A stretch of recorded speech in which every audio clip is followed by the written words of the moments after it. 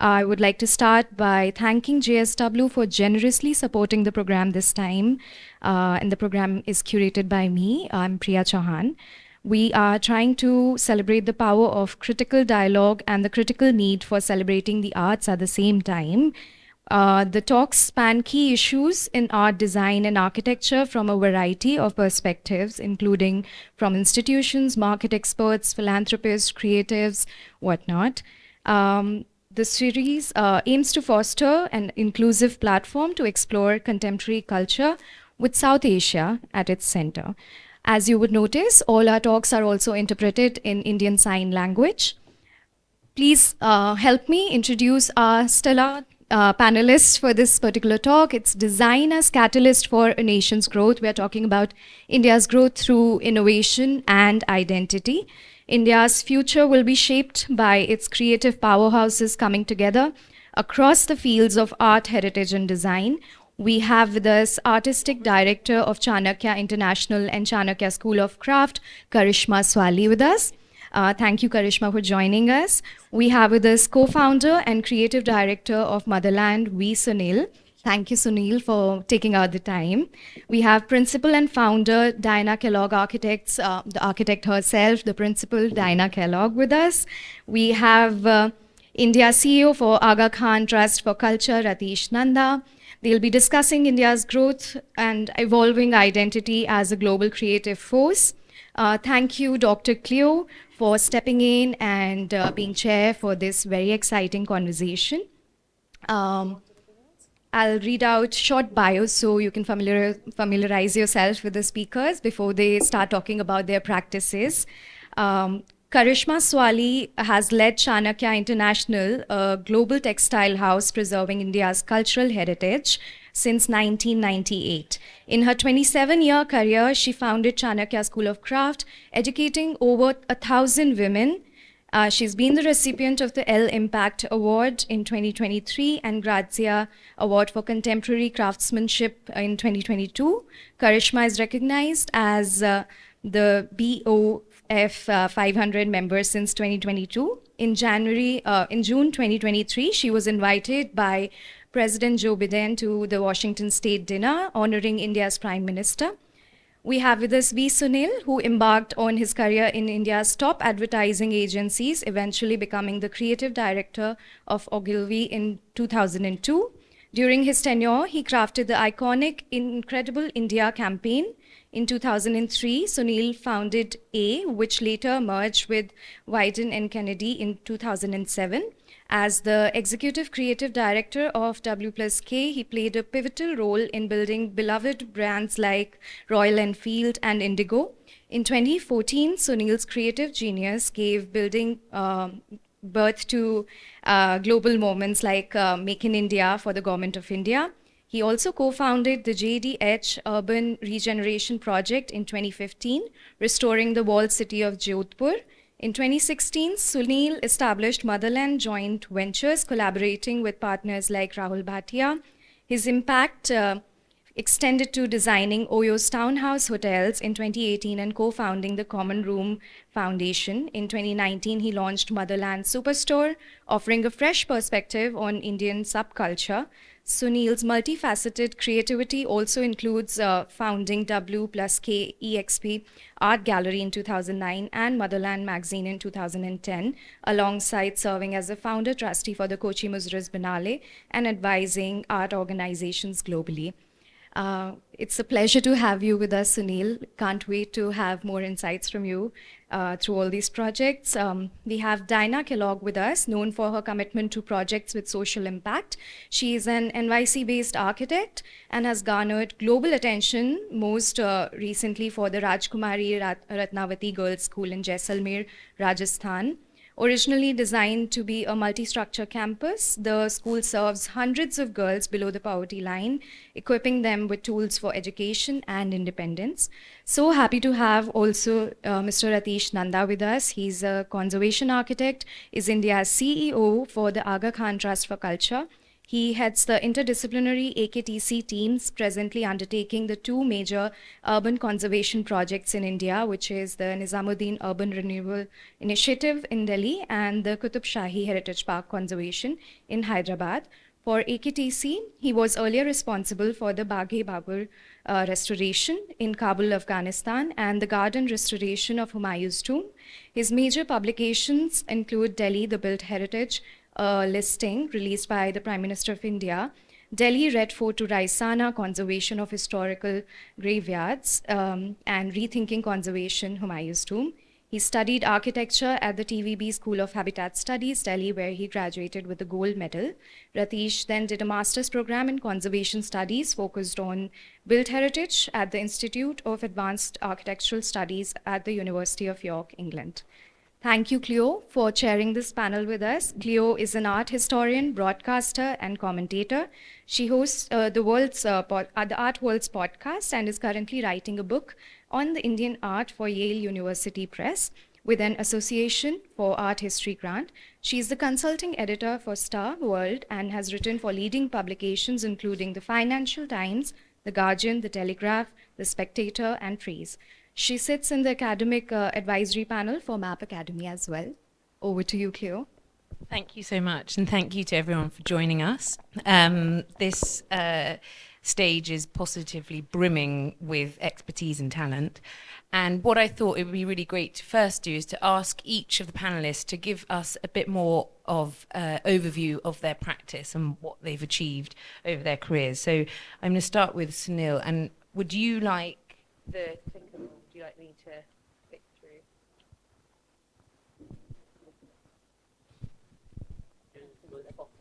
Oh, sorry.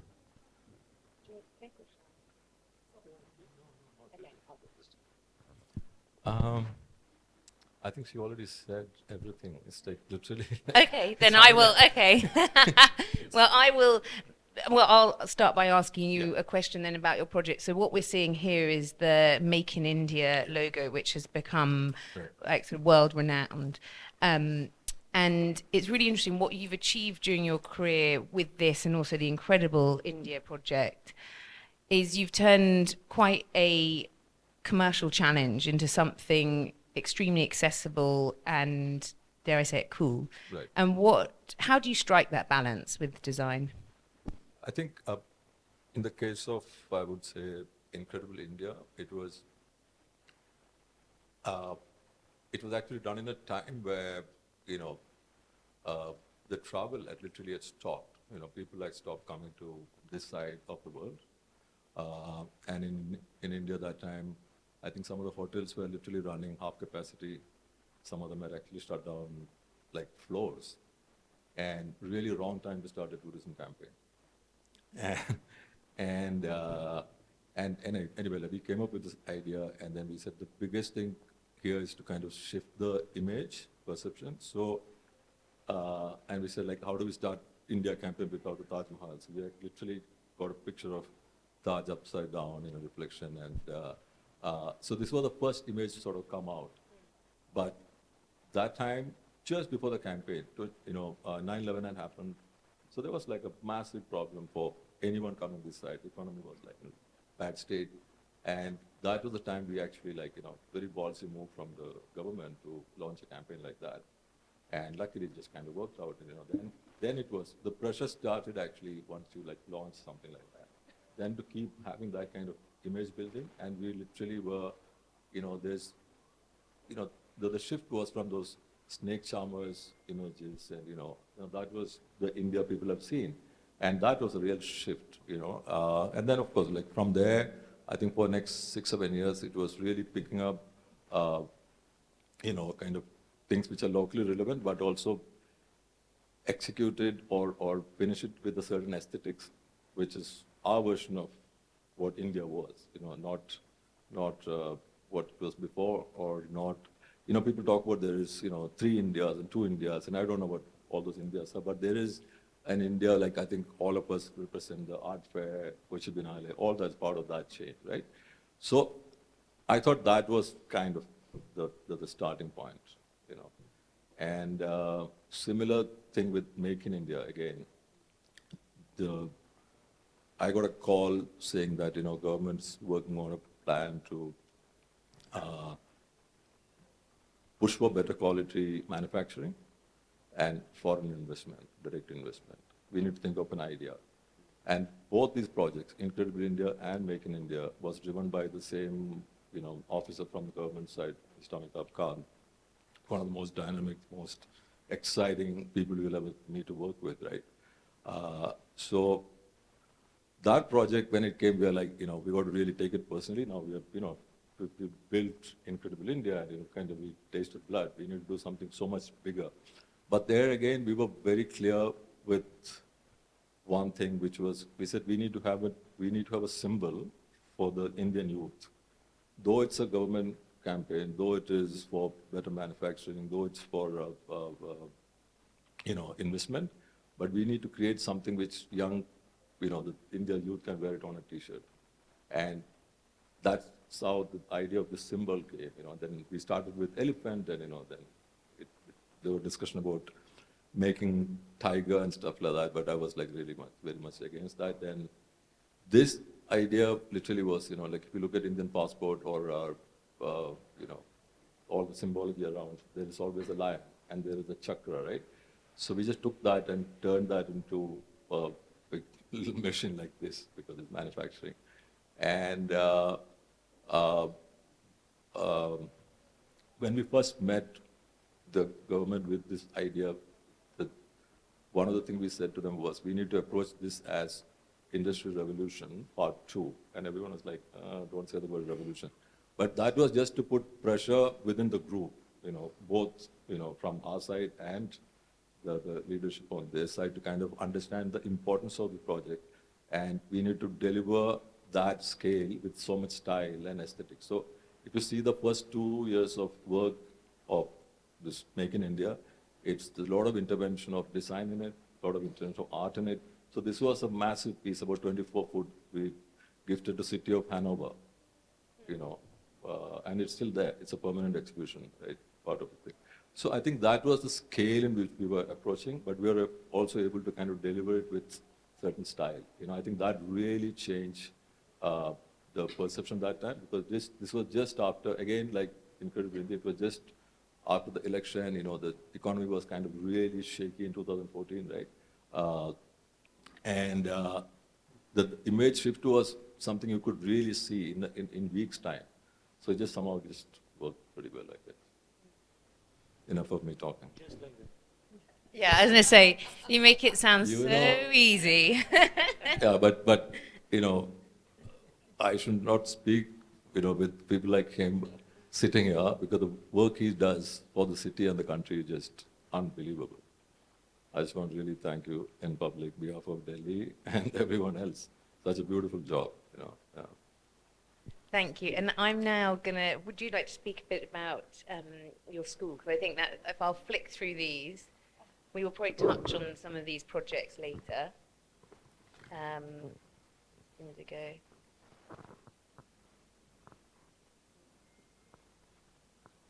Right. So Karishma, do you want to take it away with your work? Sure. So when my dad founded Chanakya in the early 80s, it's our 40th year, I think his vision is something that stays true for us even today. His vision was really to be able to share with the world India's finest craftsmanship. I mean, we're so lucky to have inherited this artisanal legacy for hand craftsmanship that remains the deepest, widest, and largest base for the highest level of skilled artisans in the world. And his idea was really to be able to preserve it through innovation and keeping it relevant for our future generations. So we started Chanakya very small with about 30 masters, and all of them were masters in their own right. When I joined in the early 90s, it's my 27th year with craft, and I continue to learn from it every day. And for me, while I've been very lucky to have many inspiring mentors in the world, the ones that really tug at you and teach you every day is the artisan. And we work with about 2,400 masters.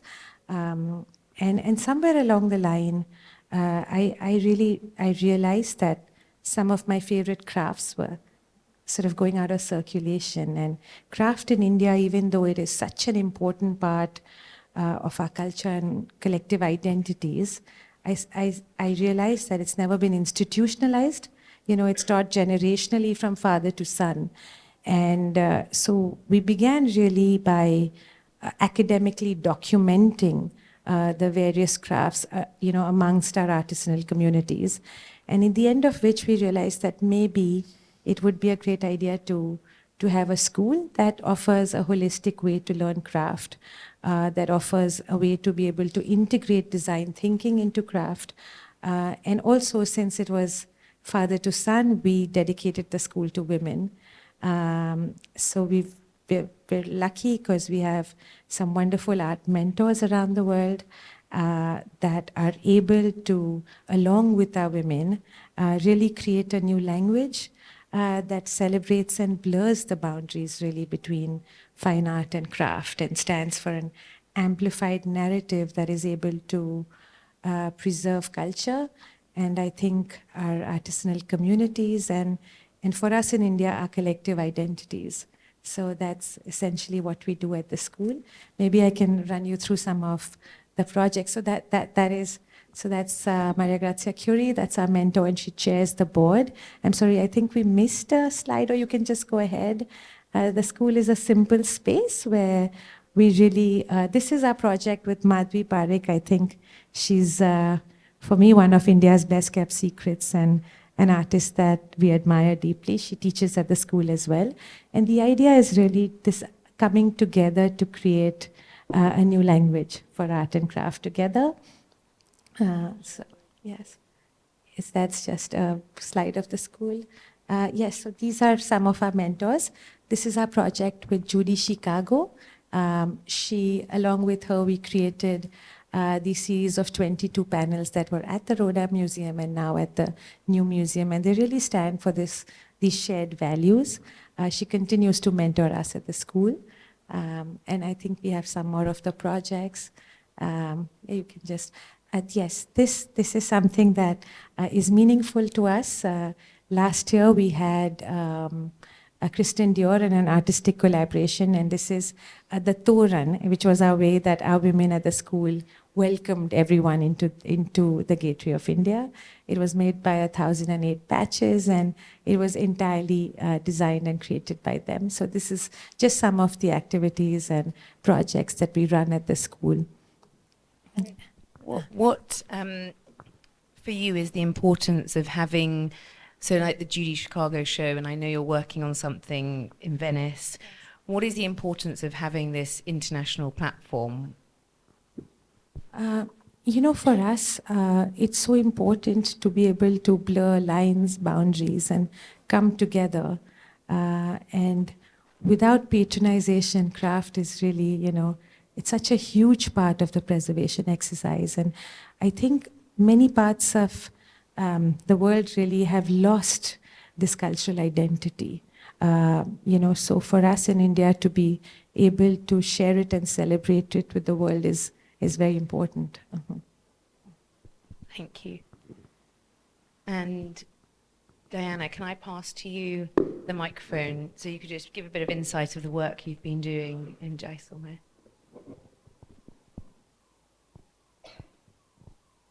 Hello.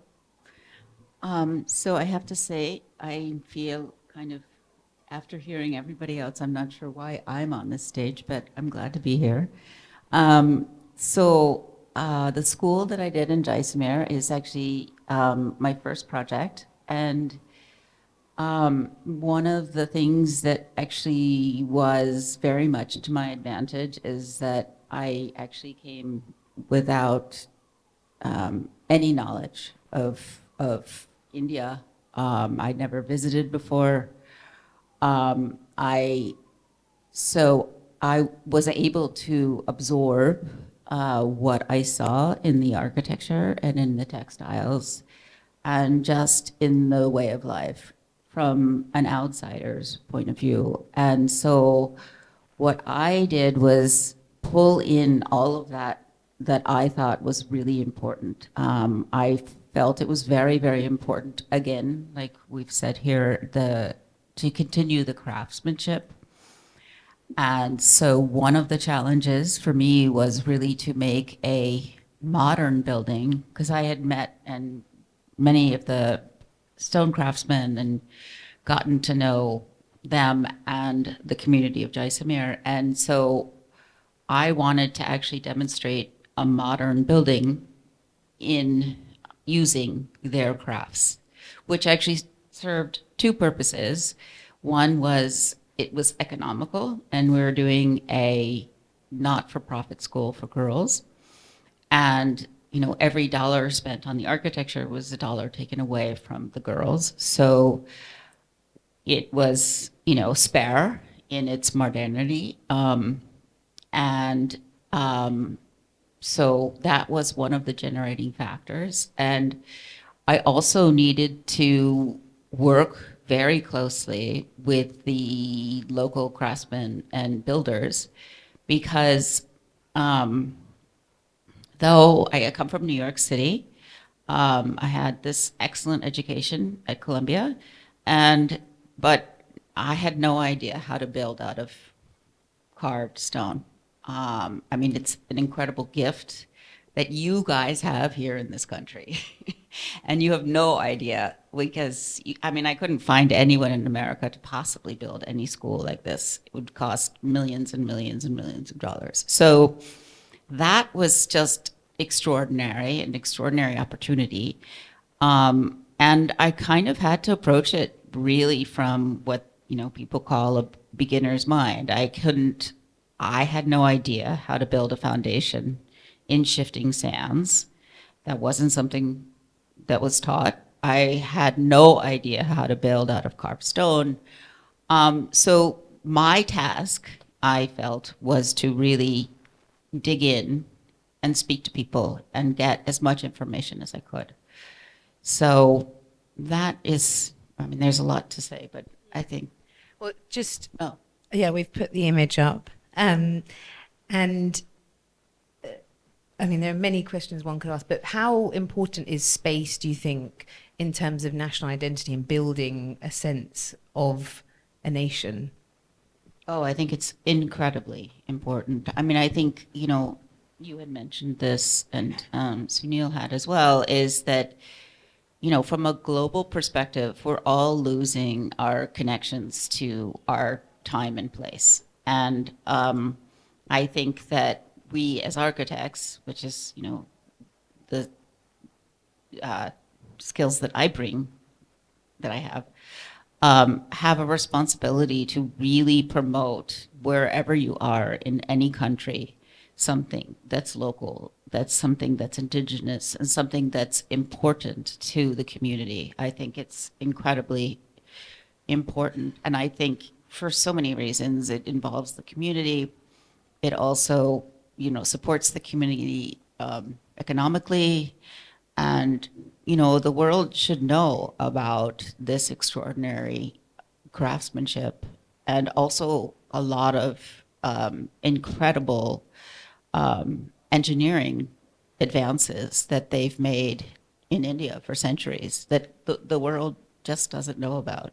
And actually, this man can tell you more about them in terms of water harvesting and things like that. So that's a good segue. Ratish, do you want to speak a bit about the projects that you've done in Delhi and Hyderabad? It's great to be at the Indian Art Fair and everyone talking about craftsmanship, which is unexpected, so nice. I, for the last 25, 26 years, have been working with the Aga Khan Trust for Culture. And His Highness the Aga Khan, for 50 years, has been talking about cultural heritage, whether built or intangible, as something that we can leverage to improve quality of life for those in need. The belief being a city like Agra with 3 World Heritage Sites should not have a single poor person or a single person who's hungry. Now, what we've tried to do in India over the last 2.5 decades is demonstrate that our built heritage is a huge economic asset and at the same time, it is conservation of which leads to fulfillment of several multiple development objectives and government objectives. We've had 1.6 million man days of master craftsmen work on these conservation projects over the last 10 years. Now, fortunately, there has been some sort of a support for the handicraft, handloom sectors over the years, but I don't know whether you're doing something, but the building craft industry, the masons, the people who make ceramic tiles or mother of pearl inlay, pitradura, those are crafts that have generally had no patronage for the last several hundred years. And so starting with that, but also, I mean, Sunil was very kind, but with Aga Khan creating for example, the government Sundar Nursery, we now have 1.5 million visitors in a year, 3 years after its opening. So you're fulfilling several objectives, showcase, and that can be done on the basis of the built heritage. But speaking on design in a context such as this, with the Indian Art Fair, I think as architects, and what Diana also spoke about, as architects in India, we've unfortunately turned our back on craftsmen. And I'm glad you had this good education in Columbia, but you didn't know about craftsmanship. But it's the same for every architect taught in India. I mean, there are no architects don't know how to work with craftsmen, which is why we're not using craftsmen in our modern buildings. So architecture education has been harmonized the world over, but craftsmen don't understand drawings. They have never understood drawings, and architects can't work with them. As a result, some things which are, as she said, terribly cheap to do in India, beautiful, everlasting, are not used in our modern buildings. So what we're trying to do through the project as runoffs is produce films, produce manuals that will allow architects to use these craft skills in modern architecture. And there, I think, is a huge opportunity in terms of employment creation, in terms of building sustainable architecture and so on.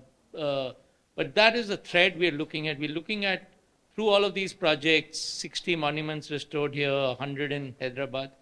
We're trying to demonstrate, A, this is an economic asset, B, almost 85% of our expenditure goes into craftsman wages. You create tourism numbers, and when we couple it with social economic development, you improve the quality of life for people locally, citywide, and worldwide. And I was going to ask you about some of the challenges, which I'm sure there are many. What's the... I'll need all day.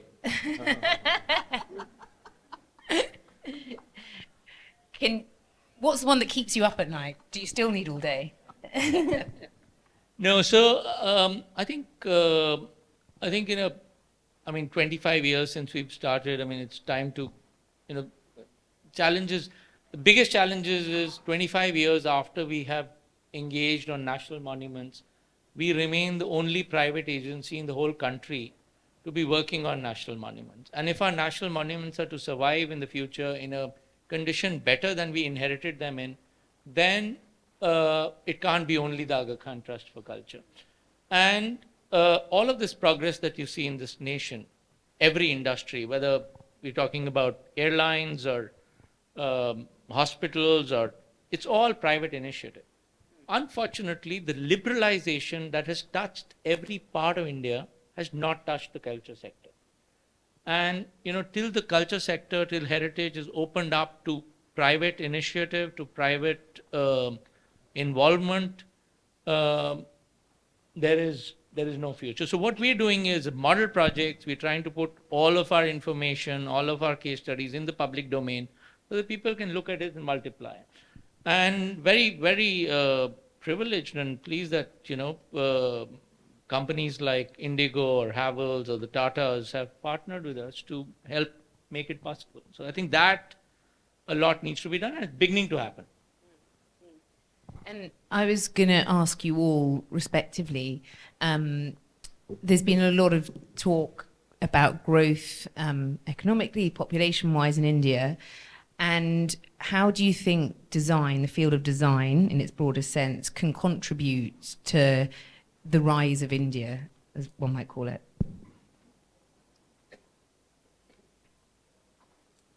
I think, it has start at the education level. I think that's what the real problem is, right? We don't have, not that I'm aware of, like really great quality design education. There are some great schools, but it's not really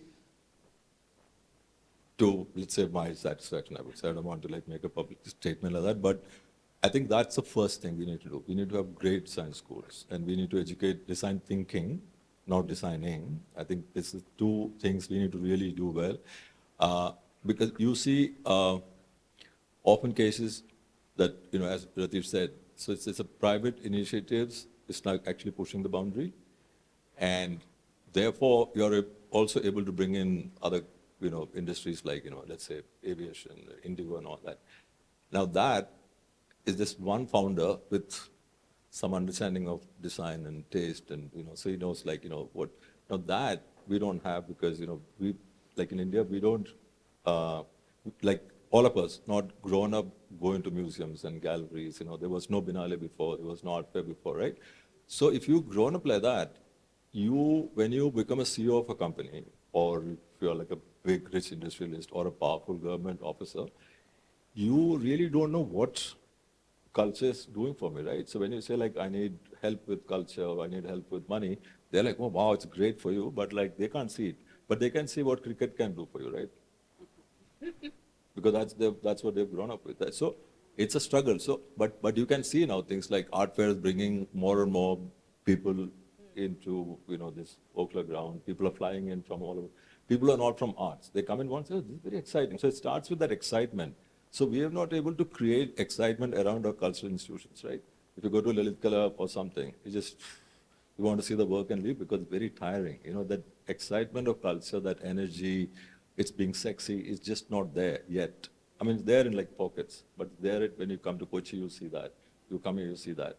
I think we need more and more of such things, like Lit Fest or like what Ratish is doing, because you can clearly see presence of design because someone has really thought it through, right?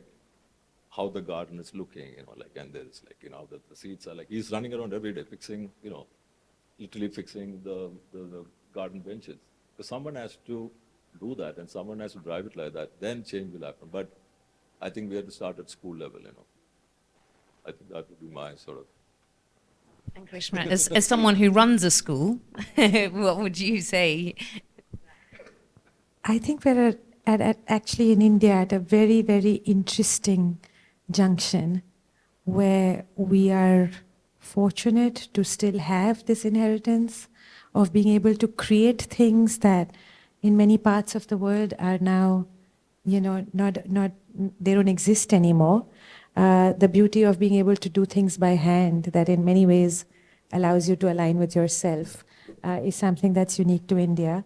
And also the new generation, I think today is acutely aware of this strength. And if we collectively are able to find ways to integrate design with art and craft, and like Sunil said, find ways for design thinking to be integrated, at all levels, what we can achieve.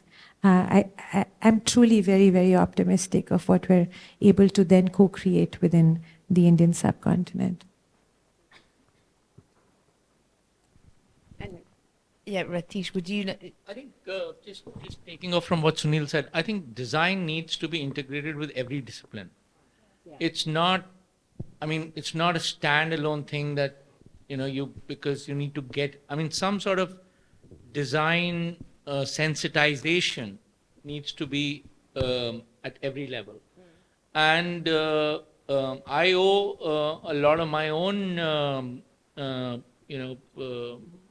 sensitivity, if I may call it that, to being very closely associated with the Sanskriti museums, which is of everyday art. And one of my, so this is a museum which is, on the Gurgaon Road, and Mr. O.P. Jain set it up. And as a young first-year student, I once went into this museum, and somebody was doing Mr. Jain was explaining the object, and I saw this beautiful engraved, carved, intricately carved wooden, stick-like thing. And I was just blown. But then I said, what is this? And he said, what do you think? And it was a stick that to use to beat clothes while washing them. And some 100 years ago, somebody had beautifully carved a stick that is just to beat clothes to wash them. And the museum has hundreds of these objects, day-to-day useful objects that went in such incredible design. And we've lost that. We've lost that with industrialization. We don't care about what our architecture, everything. So I think design sensitization needs to be from a very early point. I would say preschool or something, starting from that. But I think with a country as old as ours, like you were saying, at least we're, there is this heritage of design, right? There is this access to be able to understand India's history and how they did things in the past. And like you said, this stick, when I see objects like that, it blows my mind really. And I'm lucky to be married into a family that has this incredible art that, everyday art was design in India. And I think that if we find ways to be able to revive and reconstruct, because the skill exists, it's incredible that we have that. I mean, can I chime in here? I have to say it's extraordinary in India that you do have this incredible asset, and it's not everywhere. I mean, there are obviously countries. It's certainly not in the U.S. And it's such an important kind of tradition to enhance, rely upon, and just, tell the whole world about and show the whole world about. Because, for example, I've been working in Jaisalmer, and one of the things that has struck me is just what I call beauty as an act of survival. And you don't see, you can be wandering through the old paths of Jaisalmer, and you'll see a well that's a monument that's carved, in just this most beautiful and stunning way. And my mind goes to, like, who brought this stone here, who spent the time carving it here. And I know in the U.S. it would be a square box with, utilitarian well, and that would be it. There would be no celebration. There would be no quality of kind of, like I said, this idea of beauty as an act of survival, which basically is such a very fundamental human condition. The significance of handmade, I think, is something that people intuitively understand, even if they don't intellectually or know that they're actually including these thoughts in looking at something that's handmade. And so I think, you have so much here that is just incredible in terms of assets. And I see, or, I don't know, but it would be just such a gift to the world to really, really dig down on this craft tradition and really, hold it up to, highest of standards, because it is really. I mean, to think that somebody in Jaisalmer, the weather conditions are so extreme there that someone would take the time to, build this incredibly stunning, very articulated well is just, it's mind-blowing to me as an outsider. So. And something that leads on to that, I want to talk to you about kind of platforming design. And this year at the India Art Fair, significantly, there is a design section for the first time, which is, if you look globally at art fairs. It's quite a unique offering to integrate design with art. And I wanted to ask you all about sort of collaborations that you have been part of and the sort of significance of these and how that might help to develop design in a country like India. Shall I start with, do you want to start, Karishma? To be honest, for me, it's hard to separate these disciplines. You know, where does design stop and art start, and where does craft? And for me, really, it is a coming together that allows it to be complete.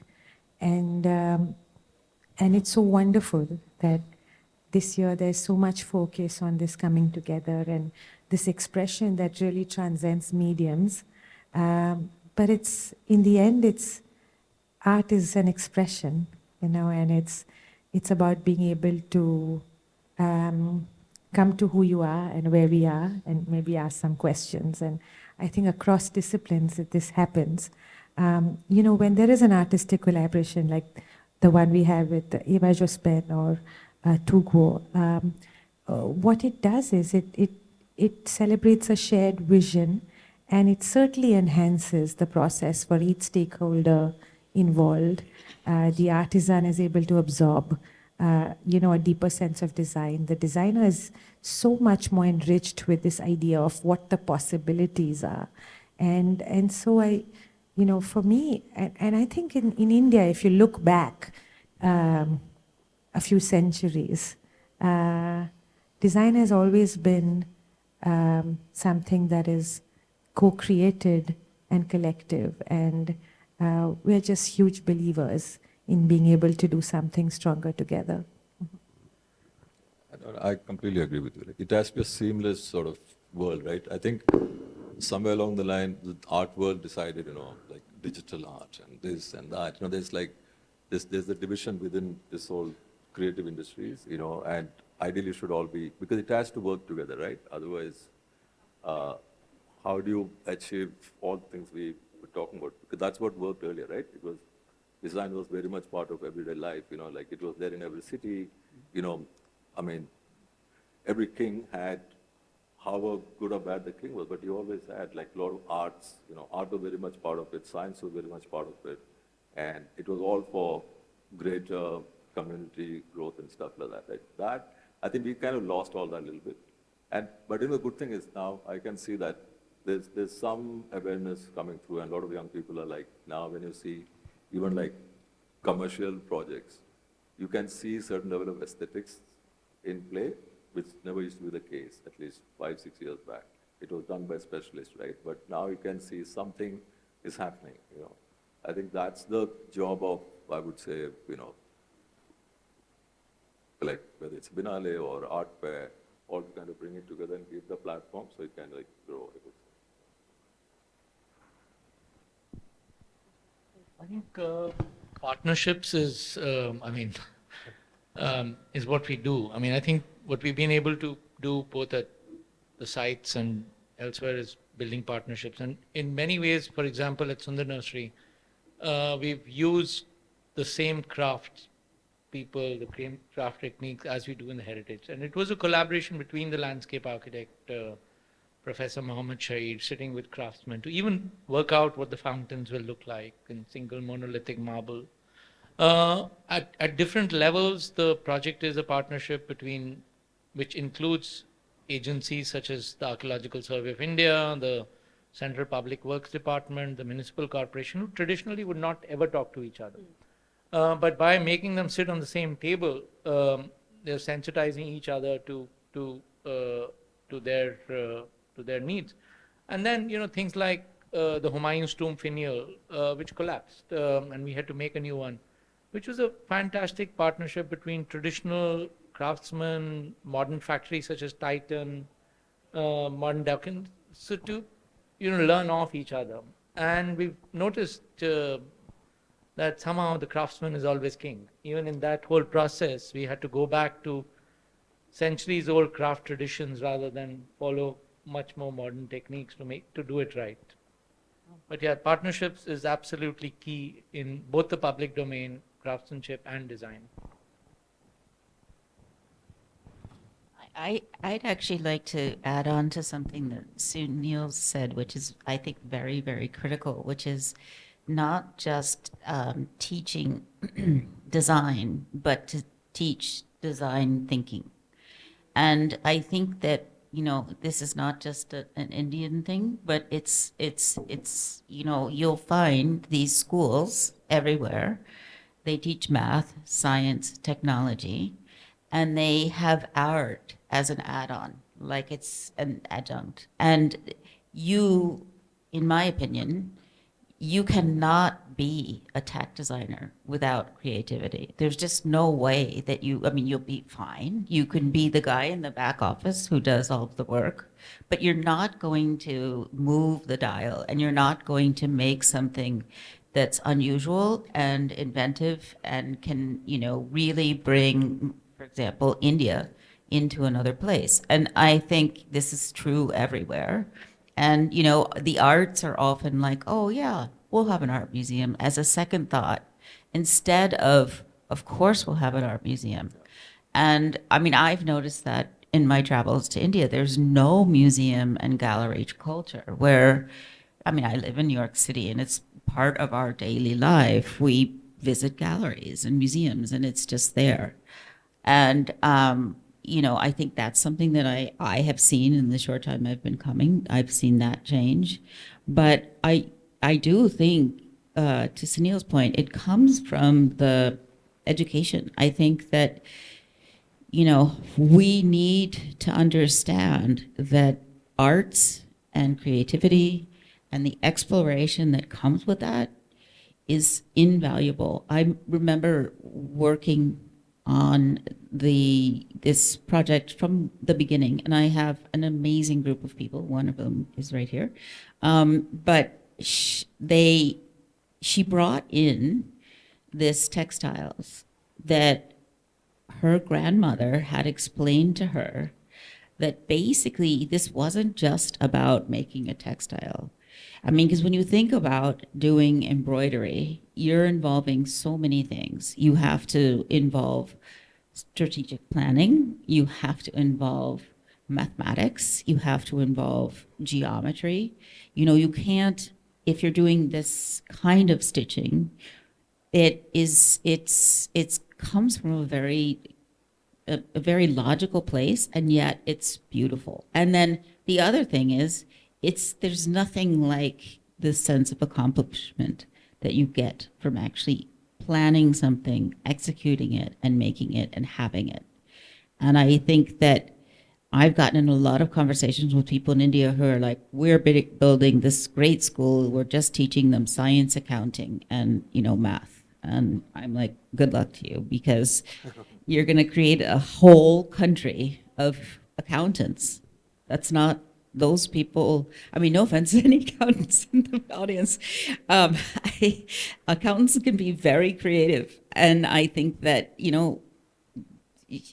everything needs to really hinge on that. We in India know about creative accounting. Yes. So I didn't offend anyone. And sort of thinking about education and the kind of vanguard of design, you could call a lot of like the digital world, like what's going on, like in places like Bangalore and Hyderabad, they're embracing digital design. I wanted to ask each of you what your hopes are for the future of design in India. If you could have a kind of big hope and dream and something that you would like to see happen over the next few years. Can I start with you, Ratish? Sorry, you were deliberating. I think the world is changing. I think, and India is changing far too fast for somebody like me to keep pace with it. But I think on the design front, I think it's all positive. I think as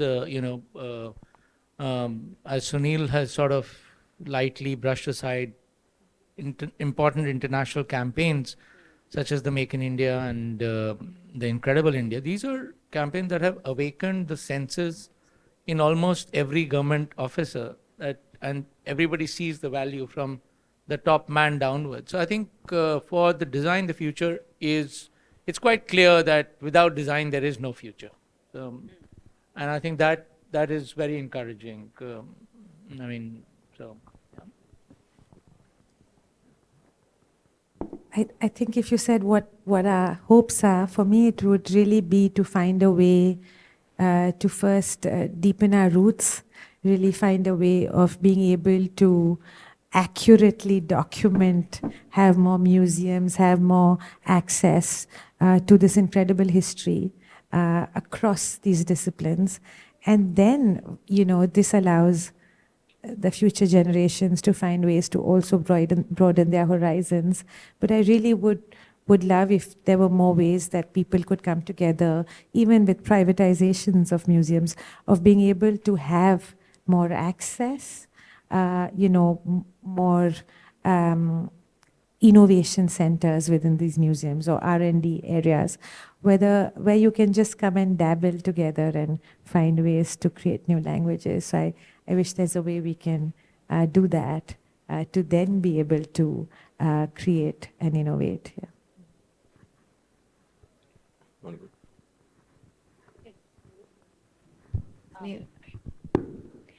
So I would have to say, and this may not be the most popular opinion, but I think that, and I see this happening globally, but I think that we have to get away from this idea that there's first world, third world, developing countries. Who came up with that idea?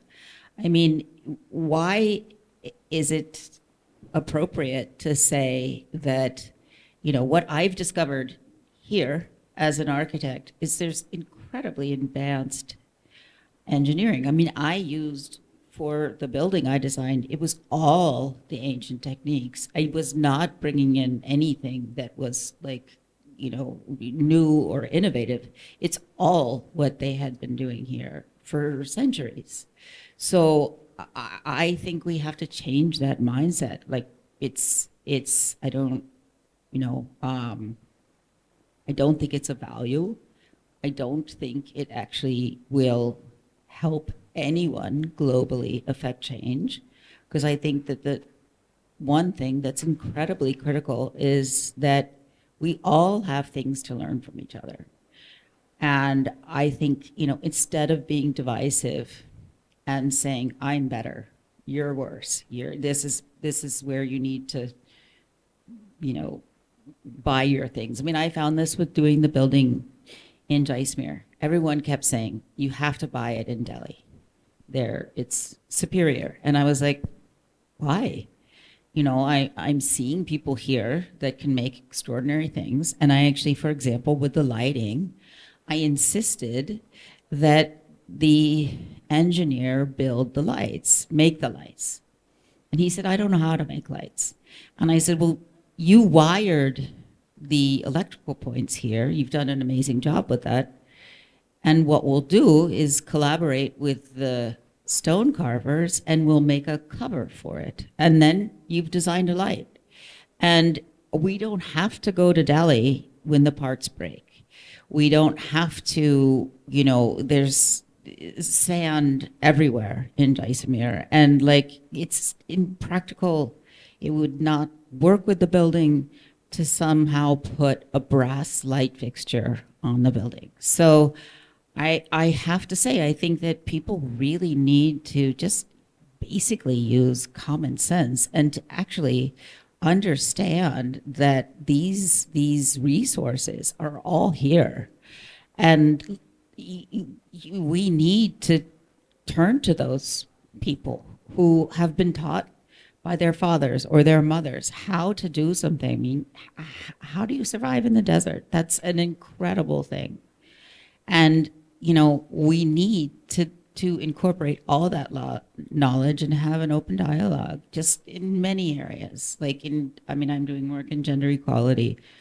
We as women have to talk across continents, and that way change will be affected. Sunil, please. Yeah, I would still say, great quality art schools and design school, which really teaches design thinking and also aesthetics, right? Like a lot of the case I find what's not been really taught is sense of aesthetics, therefore the cities look the way it is, you see sometimes like great flyovers being built, it looks great when it's concrete, and then comes an art intervention on that. And it looks, often cases, horrible actually, make the city look bad, right? You see you go and build an airport, it looks great when it's in the concrete form, great functioning airport, Everything starts looking bad when a bad designer comes and starts painting funny things. Look at an aeroplane, seriously, when it comes out of the factory, it looks beautiful. It's just a great piece of metal, functioning machine, and then comes some funny livery on it. And so I think that's why the design schools or like great quality art schools need to kind of teach sense of aesthetics because it affects everything around us, right?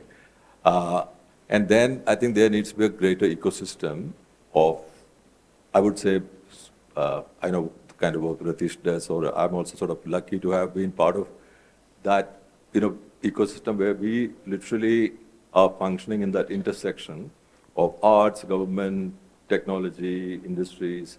We are able to kind of work with all the people very sort of seamless, not all the time, but often cases. I think we need to have more and more of such ecosystems of, that sort of 6 degrees of separation, which is sitting around the world, Diana sitting here, you're sitting here, this ecosystem can actually impact larger change. I think we need to do more and more of that thing. And I've seen that in Kochi, we've seen that in Jodhpur. We just cleaned up the stepwell, it just changes the life of that area.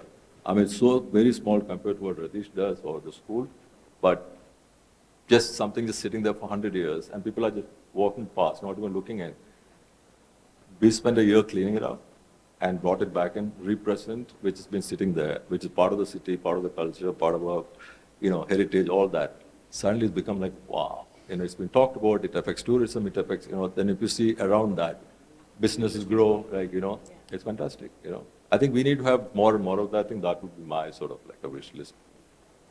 And luckily there's going to be an art week in Jodhpur as well, which hopefully will sort of build on that. Yeah. So the way we do it is we kind of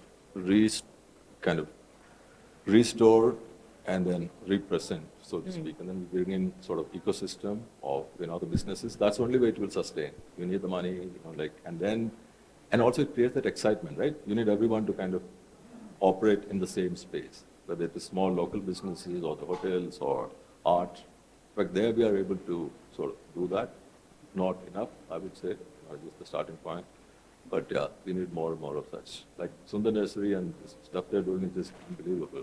Or the school. People actually fly down to Jaisalmer just to see the school.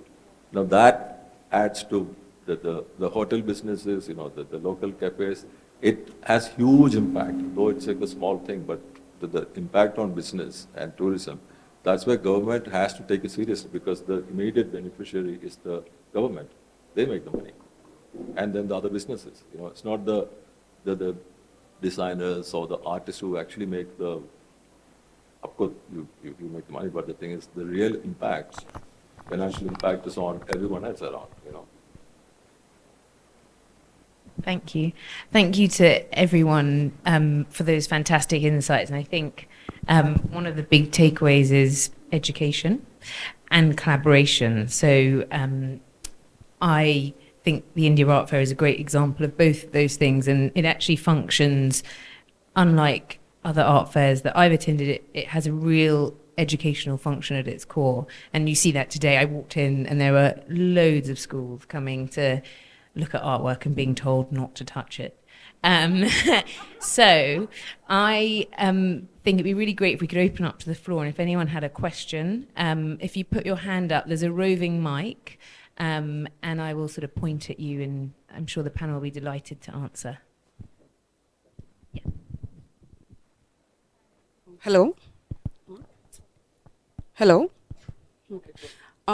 So it's a bit of a long drawn question, but I'm just, you all spoke a lot about craftsmen and artisans. And I'm just wondering, is there, when we think of the idea of development, and even as the title suggests, there's definitely like innovation and development in it, but there's also that idea of identity, which is definitely sourced in community, but it's also deeply personal. So is there a paradigm change, or that are we like kind of envisioning that for artisans and craftsmen? Because in the sense also, are we kind of nurturing them as artists who can create and design beyond just having the responsibility of carrying forward a certain culture or tradition that they have been passed on familiarly? So just trying to understand how that kind of plays out in the spaces you all inhabit. Thanks for that question. So yes, what you say is very important. I think we all touched upon it earlier.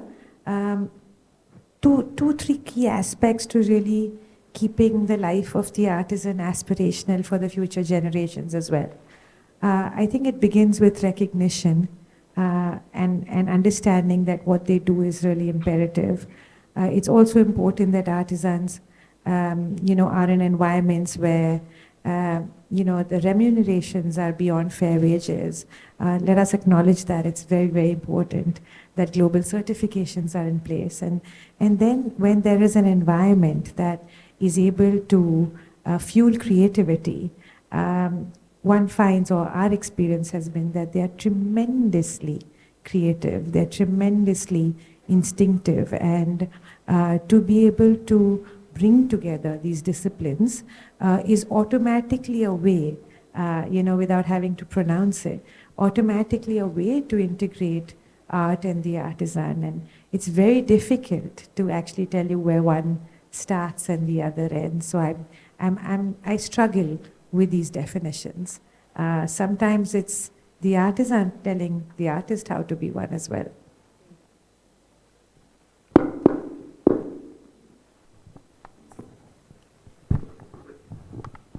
Hi, thank you so much for the talk. So my question is more in terms of how we as recent college graduates, or like the next wave of people who are getting into this workforce, actually help in involving design in our work. And I, from one hand, having absolutely no background in studying art, I feel like getting into this industry, even though we're from like top colleges, have that degree of education, we know how important culture is, and we're involved in all of these, I just personally feel that there's a huge barrier. So in terms of me wanting to include my friends, my groups, and also me personally including myself, how do you think we can get through this barrier? Because I definitely do feel that there's a barrier in between people who are actively been into the arts or design from like education perspective and people who haven't. Something around that.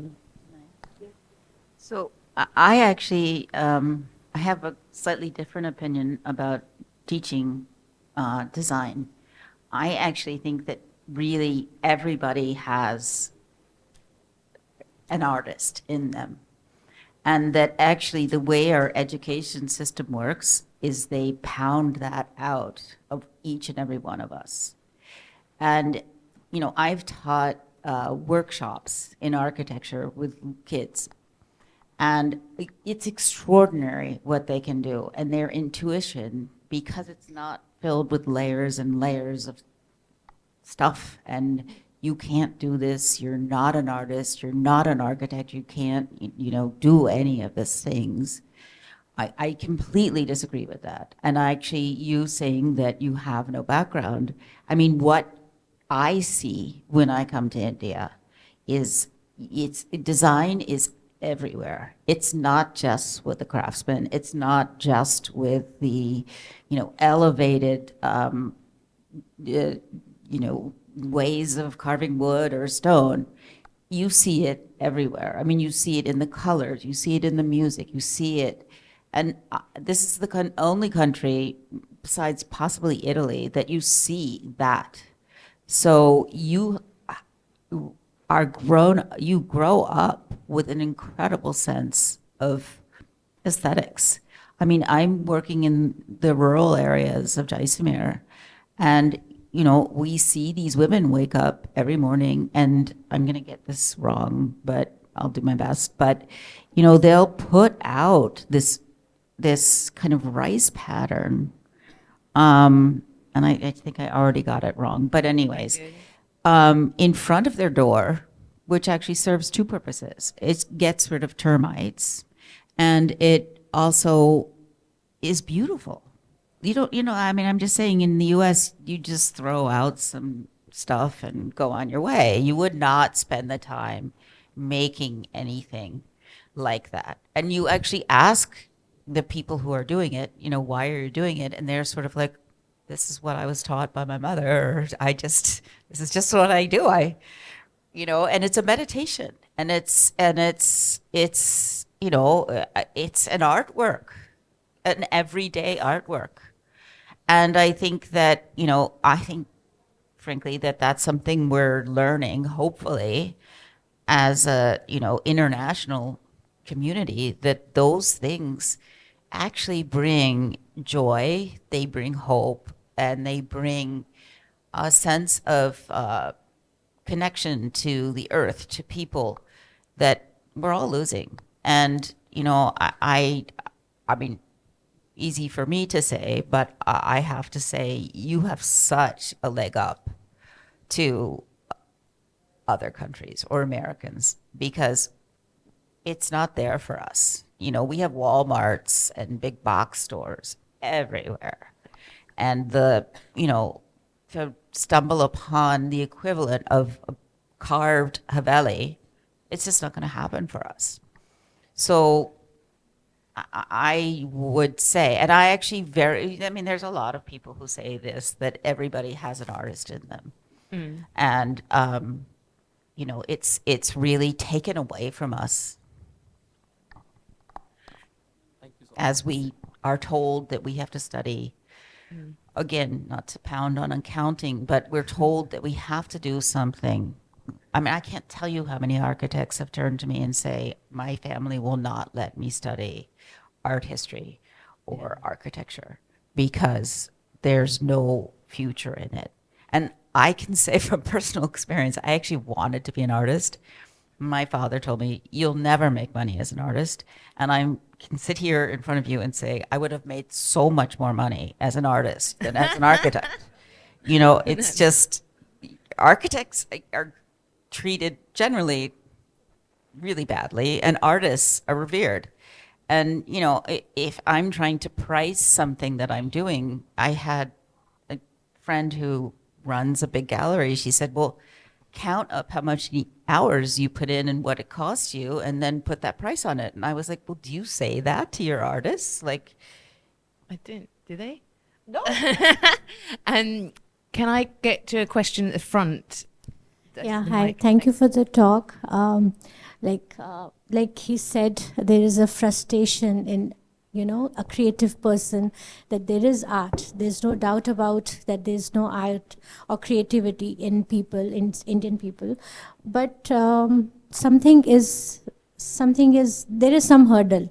Probably people who are in authority, who are like people like you all, who are, in the position of power, maybe where there can be a awareness that can be raised for the government, maybe to support the infrastructure, as you were saying, and open up things like maybe design fairs. Maybe it's already there. I don't stay in India. I'm born in India, but yeah.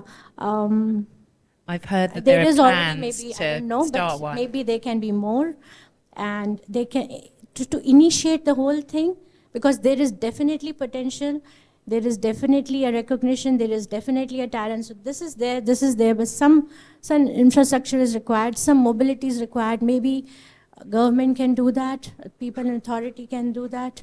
There can be more awareness where, the whole system, as you were saying. This is what I I just wanted to say Yeah. or ask. Yeah, you're right. So, to your point, that earlier, like when we were growing up, if we didn't go to art school or even the art education, we just really didn't know where to go, right? But now, at least there are few, there's like art fair. You can come in as a volunteer, right? And you're always like trained by an artist or a group of artists to kind of talk about the work, and you get your first job. And I've seen that in Kochi, so many people who become artists or someone who's come in as a, let's say, student, like curator or an assistant.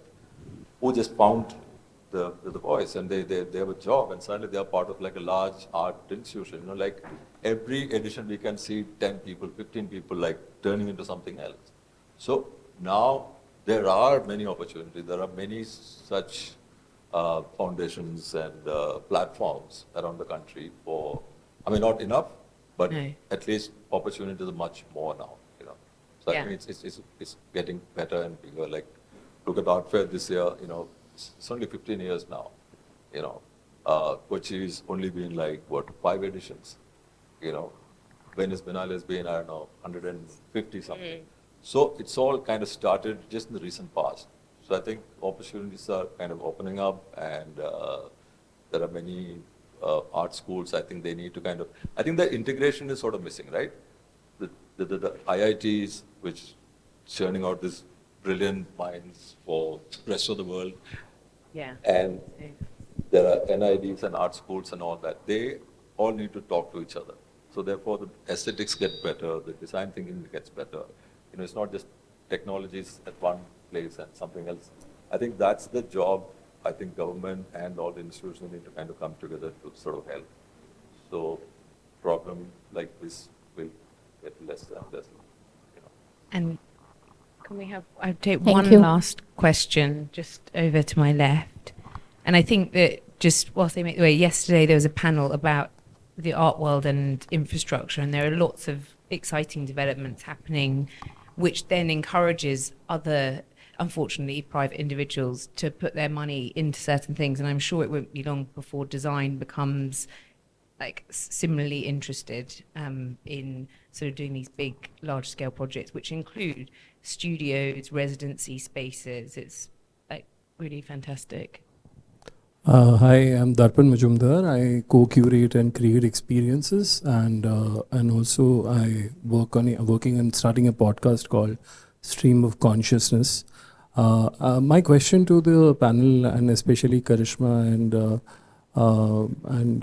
you know, others can also pitch in. I think the idea that design or art by default is also a form of luxury. In a country like India, where most of the people who are almost fighting tooth and nail to have a daily bread and butter, it's certainly a city where if you cross, it's completely eyesore. In fact, I generally have headaches just looking outside many a times, that and you just close your eyes. But I think one also has to be sympathetic and empathetic about that. What is the state of affair in a country like India? So my question is that people who are, you know, for example, if somebody is making mojeries or footwear, that footwear can't be so thin, though it's look good, but it is a utility on the roads of Delhi. If you're going to walk on that, you need to have enough cushioning, right? I mean, that's just, I'm talking something, I'm taking that as an example, but what I'm talking about is underneath what the meta is, that if you extrapolate that becomes actually even issue. Like, for example, how many agencies like Sunil's, Sirs Wyden and Kennedy would do those kind of work, right? Because the challenges for somebody to introduce design or art in whatever work they're doing without losing on the utility. What would be the panel's suggestion and how to introduce that? Because at the end of the day, when they go out and they have to sell, because the market forces doesn't really just look at, oh, it's all beautiful and it's all nice, but at the end of the day, there has to be people who have to purchase or institution who has to buy. Yeah.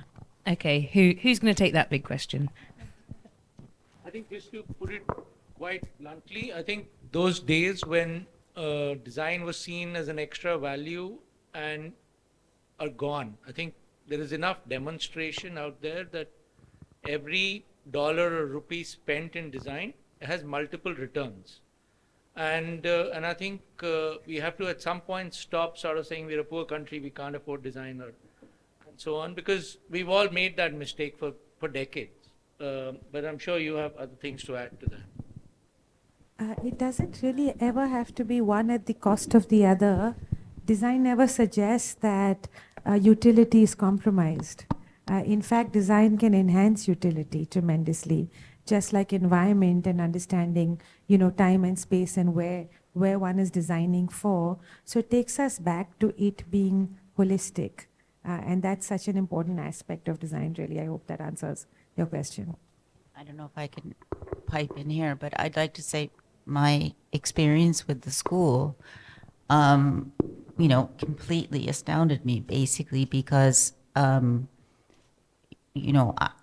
I was tasked to build a school in the desert. A lot of the design decisions that I did had to do with very utilitarian.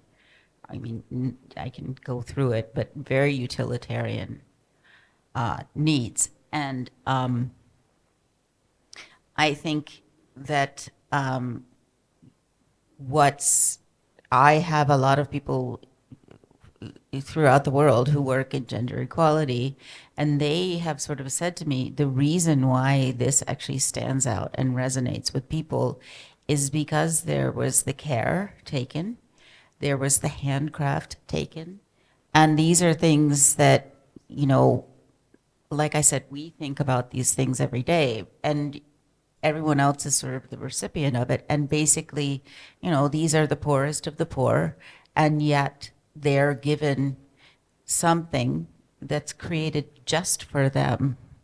And that kind of utility and that outstretched hand actually changes things. Because so many people in so many parts of the world are not given that consideration. And so I think it's totally utilitarian. It's a school, it's functioning, and it does everything it needs. But it also, the attention of outside eyes, outside world, international attention, whatever, kind of makes people sort of stand up and kind of say, yes, I'm not alone. I have a whole world, supporting me. Thank you, Dan. Would you want to add anything? Okay. Thank you so much to our fantastic panel, and thank you for joining us. I have two questions. If I could just squeeze two questions in. We're really out of time, aren't we?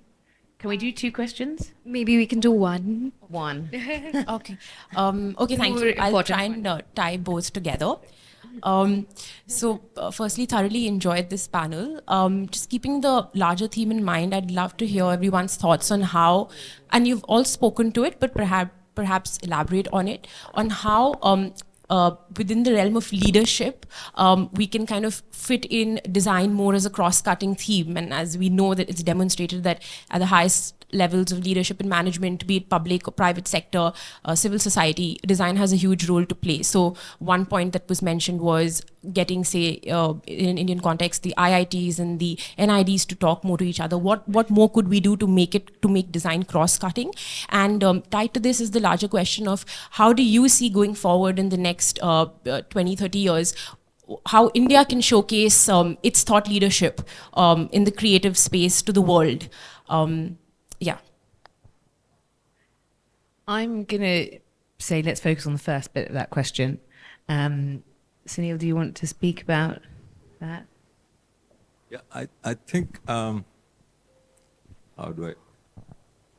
think the most important thing is that, we need to have more and more examples of this kind of collective leadership coming together to produce great work, whether it is institution building or even if it's just a basic brand work, because the more examples there are, and then if people can see that's like in a very crude way, it's profitable, therefore, or is it good for business, or is it's good for soft power building for the country.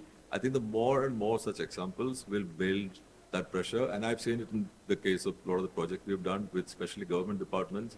Earlier, there was like one officer I used to work with. When we went into the second project, what happened was that there was another officer who used to work with the tourism ministry that time. When I walked in, he was already saying, great, we don't have to worry. So they already buy in on the second project, right? So people who have seen sort of like this ecosystem or the collaboration working in place. Because especially when you do project like Make in India, you're working with states, you're working with every, embassies around the world, working with high commissions of other countries, and, like it's just hundreds of agencies and hundreds of states and hundreds of government secretaries all are working towards this one sort of mission, because they somewhere believed.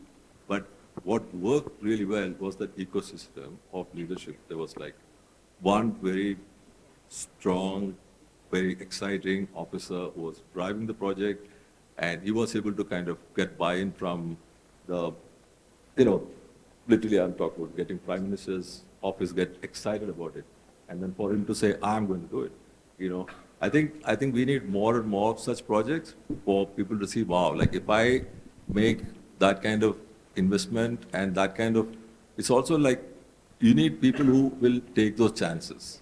Oftentimes that's a problem. Like, oh, I don't want to take that chance. It's like, it's too risky. Like I lose my job. Like, especially in private sector, mostly it's like, you're dealing with often a marketing department or a CEO of a company who maybe have the power to kind of sign a check, but they will not kind of take that kind of chance to, let's say, work with Sundar Nursery to do a great project, or, say, Humayun's Tomb is a important thing for us as a country, therefore, as a corporate, I'm going to commit to it.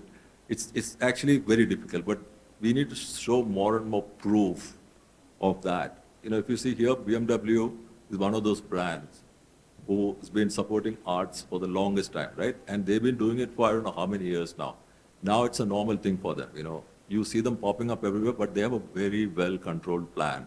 I think we need to have more such organizations, work with cultural organizations to kind of create large platforms.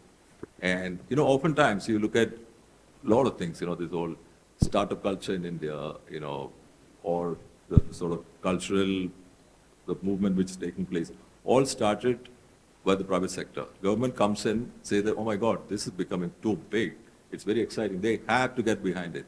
So culture industry is still not, especially in India, still not put that kind of pressure on the system, I feel. Like look at tech industry, look at the startup. The pressure is too much for government to just ignore and public to ignore. Look at Bangalore. It's just this, that energy and that movement is just too big, Like I've seen in Kochi and in Kerala, the government has to step in if there was a problem, right? When the floods happened, one of the things was we have to do the Binale, not just for for the art world. It is for the local community, and then also show the strength of comeback. That was sense. I think I would say we need to more and more such examples for it to really start kind of floating at a certain level. Yeah. I think what we need is probably more pioneers like all the people to my right, because they're people who've taken ideas and really made them happen, and I'm sure it does not come without a lot of, to use the phrase, sleepless nights and sort of just beating a drum, like keeping on beating a drum. It's not easy, but it is worthwhile. Thank you so much, everyone. Thank you.